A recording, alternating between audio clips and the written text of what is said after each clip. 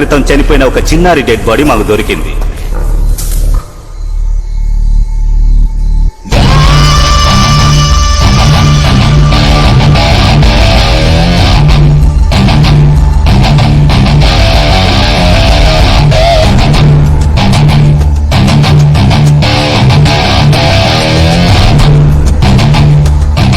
Sir ఇలా రండి sir.